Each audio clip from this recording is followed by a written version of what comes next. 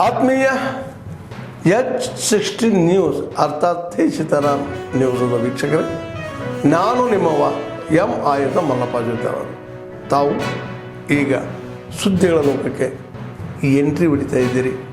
ಈ ಸುದ್ದಿಗಳನ್ನು ಪ್ರತಿಯೊಂದು ನೋಡೋ ಜೊತೆಗೆ ನಿಮ್ಮ ಅಭಿಪ್ರಾಯಗಳನ್ನು ಹಚ್ತಾ ಇರ್ರಿ. ಯಾಕಂದರೆ ಈ ಸುದ್ದಿಗಳು ನಿಮಗಾಗಿ, ನಿಮ್ಮ ಬದುಕಿಗಾಗಿ, ನಿಮ್ಮ ವೈಚಾರಿಕೆಗಾಗಿ, ನಿಮ್ಮ ತಿಳುವಳಿಕೆಗಾಗಿ ಅನ್ನೋದು ನಿಮಗೂ ಗೊತ್ತು. ಜೊತೆಗೆ ನಮಗೂ ನಿಮ್ಮೊಂದಿಗೆ ಇದೊಂದು ಮಾತಾಡುವಂಥ ಜೊತೆಗೆ ಸುದ್ದಿಗಳನ್ನು ಬಿಡುವಂಥ ಕೆಲಸ.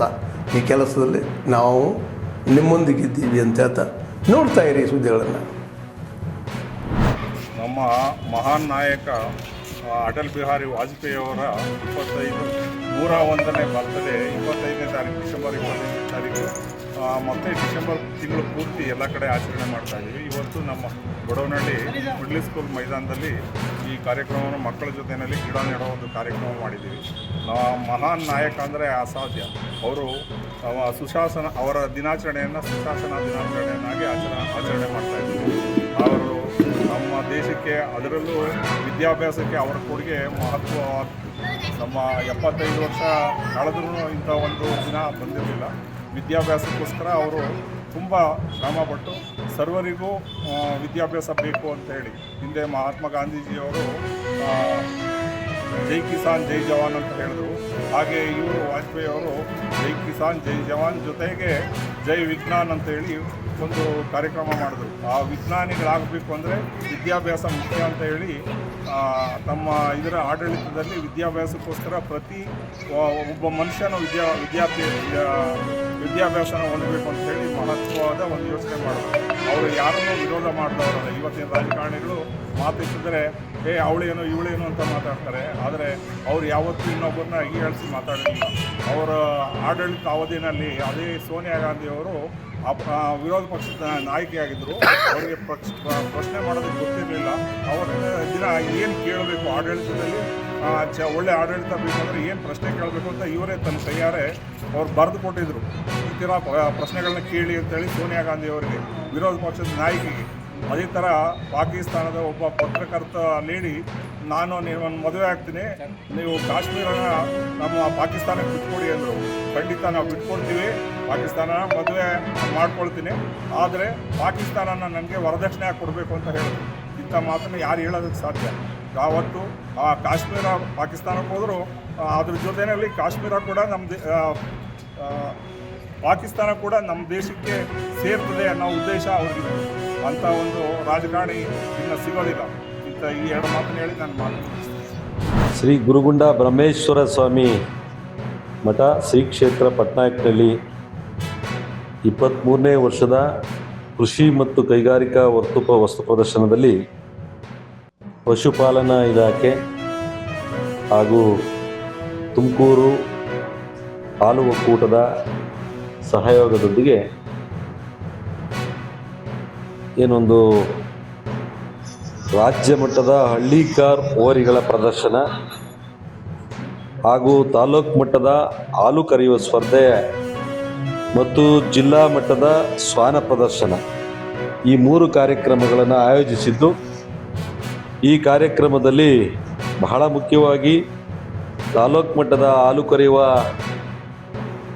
ಸ್ಪರ್ಧೆಯನ್ನು ಯಶಸ್ವಿಯಾಗಿ ತಾಲೂಕಿನ ಎಲ್ಲ ರೈತ ಹೈನುಗಾರರಿಗೆ ಸಮಗ್ರ ಮಾಹಿತಿಯನ್ನು ಒದಗಿಸೋದ್ರ ಮುಖಾಂತರ ಅವರನ್ನು ಈ ಒಂದು ಸ್ಪರ್ಧೆಯಲ್ಲಿ ಭಾಗವಹಿಸೋದಕ್ಕೆ ಎಲ್ಲ ಅವಕಾಶಗಳನ್ನು ಮಾಡಿ, ಅಲ್ಲಿ ಸಂಪೂರ್ಣವಾಗಿ ವ್ಯವಸ್ಥೆಗಳನ್ನು ಕೂಡ ಆ ಒಂದು ಏನು ರಾಸುಗಳು ಬಂದಂತಹ ಸಂದರ್ಭದಲ್ಲಿ ಅವಕ್ಕೆ ಬೇಕಾಗ್ತಕ್ಕಂಥ ಮೇವು ಹಾಗೂ ಅಲ್ಲಿ ನೀರು, ಆ ಒಂದು ರೈತರ ಊಟದ ವ್ಯವಸ್ಥೆ, ಅವರಿಗೆ ತಂಗೋದಿಕ್ಕೆ ವ್ಯವಸ್ಥೆ, ಎಲ್ಲವನ್ನೂ ಕೂಡ ಮಾಡ್ತಕ್ಕಂಥ ಒಂದು ಕಾರ್ಯಕ್ರಮವನ್ನು ಮಾಡಿ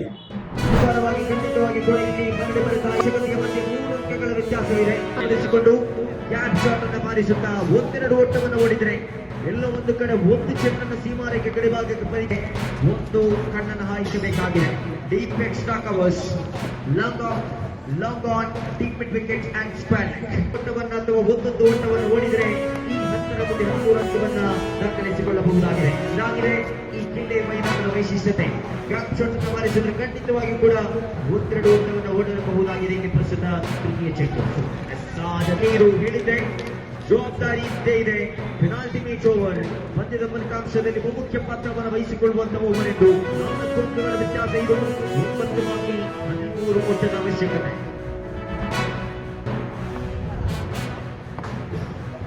ಅವಶ್ಯಕತೆ ಇದೆ 1-2 ಚೆಂಡನ್ನ, ಕನಿಷ್ಠ ಪಕ್ಷ 1 ಚೆಂಡನ್ನ ಸೀಮಾರೇಖೆ ಗಡಿಭಾಗದಿಂದ ಪರಿಚಯಿಸಿದರೆ ಖಂಡಿತವಾಗಿ ಕೂಡ SMDR ತಂಡಕ್ಕೆ ಜೀವ ತುಂಬಬಹುದಾಗಿದೆ. ಅಥವಾ 1-2 ಓಟಗಳು. Over the batters high full toss ಚೆಂಡು ವಿಕೆಟ್ ಮಧ್ಯಭಾಗದಲ್ಲಿ ಓಡಾಟವು ಕೂಡ ಕಾಣ ಸಿಗ್ತಾ ಇದೆ. ಇಲ್ಲಿ 24 ಕಾಣ ಸಿಗ್ತಾ ಇದೆ.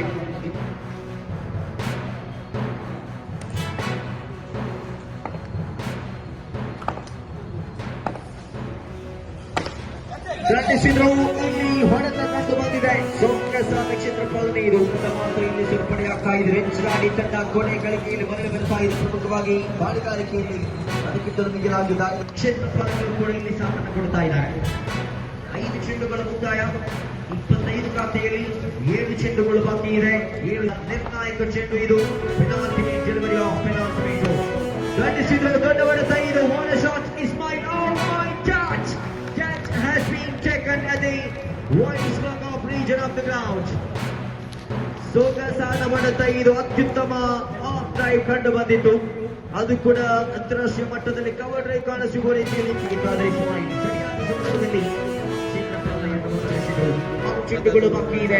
11 ಓಟದ ಅವಶ್ಯಕತೆ. 6 ಚೆಂಡುಗಳಲ್ಲಿ ದಾಳಿಗಾರ ಬಿಟ್ಟುಕೊಟ್ಟದ್ದು ಕೇವಲ 2 ಓಟ ಮಾತ್ರ. ಸೊಗಸಾದ ರೀತಿ ದಾಳಿ ಕೆಲಸಗಳನ್ನೆಸೆದ ಈ ದಾಳಿಗಾರ ತಂಡಕ್ಕೆ ಆಸರೆಯಾದ ಬಳಿಕ ಅದೇ ಓಟದ ಅವಶ್ಯಕತೆ ಇದೆ. 5 ಅಂಕಗಳ ವ್ಯತ್ಯಾಸ ಇದು. ಆ 5 ಅಂಕಗಳನ್ನ ವ್ಯತ್ಯಾಸವನ್ನ ಸೆಸೂಗಿಸುವ ರೀತಿಯಲ್ಲಿ ಒಂದು ದೊಡ್ಡ ಹೊಡೆತ. ಅದು ಬೌಲರ್ ತಂಡಕ್ಕೆ. Capable hitter of the right situation. Capable hitter at the striking edge. ದಂಡಿಸಲು ಸಮರ್ಥವಿರತಕ್ಕಂಥ ದಾಂಡಿಗರ ಉಪಸ್ಥಿತಿ ಇದೆ. ಪ್ರಸ್ತುತ ವೈಟ್ ಮುಂದೆ 10 ಓಟದ ಅವಶ್ಯಕತೆ. ದಂಡಿಸಿಗಳು ಕ್ಷೇತ್ರಪಾಲಕರ ಉಪಸ್ಥಿತಿ. ಒಂದು ಆತ್ಮೀಯದ ಕ್ಷೇತ್ರ ಪಾಲನೆಯಾಗ್ತಾ ಇದೆ. ಕಳೆದ ಪಂದ್ಯಾಕೂಟ ಗ್ರಾಮಗಳ ನಡುವಿನ 11 ಜನರ 10 ಓವರ್ಗಳ ಪಂದ್ಯಾಕೂಟದಲ್ಲಿ ಆಲಂಬೂರು ತಂಡವನ್ನ ಫೈನಲ್ ನಲ್ಲಿ ಮಣಿಸಿ ಚಾಂಪಿಯನ್ ಪಟ್ಟವನ್ನು ಅಲಂಕರಿಸಿಕೊಳ್ಳುತ್ತಾ ಗ್ರಾಮ ಮಟ್ಟದಲ್ಲಿ ಅತ್ಯುನ್ನತ ಸಾಧನೆಯನ್ನ ಮಾಡಿಕೊಳ್ತಾ ಇರತಕ್ಕಂಥ ತಂಡವಾಗಿದೆ ಸ್ಪೋರ್ಟಿಂಗ್ ನೆಂಜಲಾಡಿ. ದಶಕಗಳ ಅನುಭವ ಇದೆ ಈ ಒಂದು ತಂಡಕ್ಕೆ. ಪ್ರಥಮ ಸುತ್ತಿನ ದಾಳಿಗಾರಿಕೆಯೊಂದಿಗೆ ಮುಂದಕ್ಕೆ ಸಾಗುವಾಗ wickets wide and wickets wide.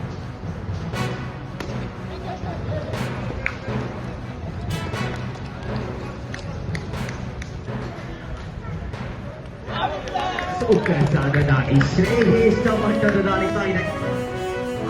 3 ಚೆಂಡುಗಳ ಮುಕ್ತಾಯದ ಬಳಿಕ 4ನೇ ಚೆಂಡು ಬರುತ್ತಾ ಇದೆ. ಸೀಮಾರೇಖೆಯ 5 ಕ್ಷೇತ್ರ ಪಾಲಕರಿಗೆ ಬಹುದೊಡ್ಡ ಜವಾಬ್ದಾರಿ ಇದೆ. ಇಲ್ಲಿ ದೊಡ್ಡ ಹೊಡೆತದ ಪ್ರಯತ್ನ. ಇಲ್ಲಿ ಶ್ರೇಷ್ಠ ಎಲ್ಲ ಮಾಧ್ಯಮ ಮಿತ್ರರಿಗೆ ಈ ಒಂದು ಸಂದರ್ಭದಲ್ಲಿ ಧನ್ಯವಾದಗಳನ್ನ ಸಮರ್ಪಿಸ್ತಾ ಇದ್ದೇವೆ. E4 ನ್ಯೂಸ್ ನ ಸಹಭಾಗಿ ಒಂದು ಪಂದ್ಯಾಕೂಟಕ್ಕೆ ಸ್ವಾಗತಿಸಿಕೊಳ್ತಾ ಇದ್ದೇವೆ.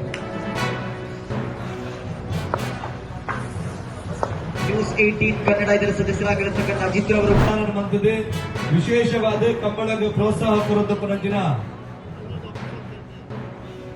ನಮ್ಮ ಕಂಬಳದ ಗೌರವಾಧ್ಯಕ್ಷರೇ MRG ಗ್ರೂಪ್ಸ್ ದ CMDI ನಂಚಿನ ಡಾಕ್ಟರ್ ಪ್ರಕಾಶ್ ಶೆಟ್ಟಿ ಎಂಕಲೊಟ್ಟಿಗೆ ಉಪಸ್ಥಿತರಿರುವರೆ ಮಾತ ಕಂಬಳ ಅಭಿಮಾನಿಗಳು ಈ ವರ್ಷದ ಕಂಬಳ ಕಾರಣ ಮುಖ್ಯವಾದ ಕಾರಣ ನಮ್ಮ ಪ್ರಕಾಶ್ ಶೆಟ್ಟಿ ಹೇಳಿದ್ದಾರೆ. ಈ ರಡ್ಡೆ ಕೈಲ ಜೋರದ ತಾಟಿ ಪಟ್ಟದು ಅದನ್ನ ಅತ್ಯಂತ ಗೌರವಪೂರ್ವಕವಾದ ಮೋಕಿದೆ ಎದುಕೊಂಡ್ಗ ಯಾಕೆಂದ್ರೆ ಒಂದು ಕುಡ್ಲದ ಭಾಗಡೆ ಬೆತ್ತ ಬೆತ್ತ ಇನಿ ಹಳ್ಳಿದ ಭಾಗಡೆ ಕಂಬಳ ಹಾಕೊಂಡು ಅಂಡ ಒಂದು ಬಂಗಾರದ ಟ್ರಾಯ್ ಹಾಕೊಂಡಂಚಿನ ಈ ಜಾಗೆ ಬಂಗಾರದ ಊರು ಪಂಪಣಜಿನ ಕುದರಡಿ ಗೋಲ್ಡ್ ಬೀಚ್ ಸಿಟಿ ಪಂಪಣಜಿನ ಕುದರಡಿ ನಂತೋ ದಿಪ್ಪನಗ ಕಂಬಳ ಉತ್ತರ ಬಲ್ಲಿ ಕಂಬಳ ಆವಡು ಪಂಪಣಜಿನ ಯೋಜನೆ. ಆದ್ಮೇಲೆ ಎಲ್ಲ ಸುದ್ದಿಗಳನ್ನು ನೋಡಿದ್ರಲ್ಲ, ಏನು ಅನಿಸ್ತು ನಿಮಗೆ? ಇದರಲ್ಲೇ ನಿಮ್ಗೆ ಲೈಕ್ ಆಗಿರ್ಬೋದು, ಡಿಸ್ಲೈಕು ಆಗಿರ್ಬೋದು, ಕಾಮೆಂಟ್ ಬೇಡಪ್ಪ ಅಂತೂ ಅನಿಸಿರ್ಬೋದು, ಕಾಮೆಂಟ್ ಮಾಡಬೇಕಪ್ಪ ಅನಿಸಿರ್ಬೋದು, ಶೇರ್ ಮಾಡಬಾರ್ದಪ್ಪ ಅನಿಸಿರ್ಬೋದು, ಅದು ಮಾಡಬೇಕು ಅನಿಸಿರ್ಬೋದು. ಏನಾದರೂ ಆಗಲಿ ಶೇರ್ ಮಾಡ್ತಾಯಿರ್ರಿ, ಈ ನ್ಯೂಸ್ಗಳನ್ನ ಹಂಚ್ತಾ ಇರಿ. ಜೊತೆಗೆ ಇದಕ್ಕೆ ಸಬ್ಸ್ಕ್ರೈಬ್ ಆಗ್ತಾ ಇದೆ ಅಂತ ಹೇಳ್ತಾ H60 ನ್ಯೂಸ್ ಅರ್ಥಾತ್ ಹೇ ಸೀತಾರಾಮ್, ಇದು ಸತ್ಯದ ಕೈಗೆ ನಡಿ. ವಂದನೆಗಳು.